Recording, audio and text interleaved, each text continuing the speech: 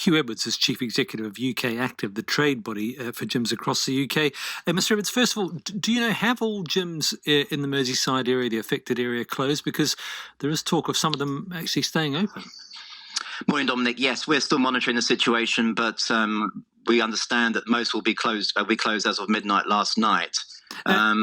Well, I was going to say, and presumably the government's argument is that any business that involves close contact is a risk of spreading the coronavirus, therefore gyms should close. Do you accept that? Not at all. We've worked very closely with the government in the last 2 months, co-developed and have activated the guidance that we developed with them.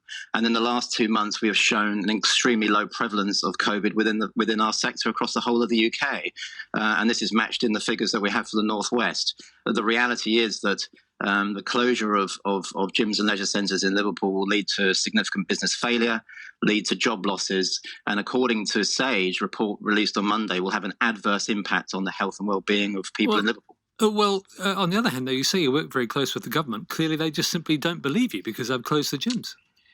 Well, the evidence that they have in front of them is counter to that, and we are continually requesting to work with the government to overturn the decision in Liverpool, because all the evidence that they have is showing that gyms and leisure centres are providing a very low prevalence of COVID in their facilities. All the evidence stacks up that the sector is safe. It is part of the issue, though, is that if someone presents with COVID, you cannot be sure exactly necessarily where they contracted it. And even if you have evidence to say that gyms may not be the original source, the government just needs to err on the side of caution.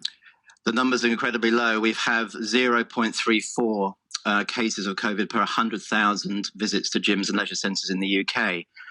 We have worked very closely with environmental health officers across the whole UK, have a very good working process, have track and trace built into the gym and leisure sector because of the way that membership is run. There isn't a safer sector in the UK right now. So the government's decision is not based on the evidence, and we're working with government to try and overturn that, working very closely with the mayors in Liverpool as well. Well, talking about overturning it, Pure Gym is talking about a legal challenge. Would you join the legal challenge?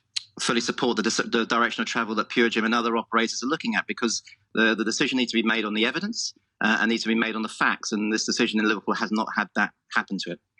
Thank you very much. Hugh Edwards from ukactive.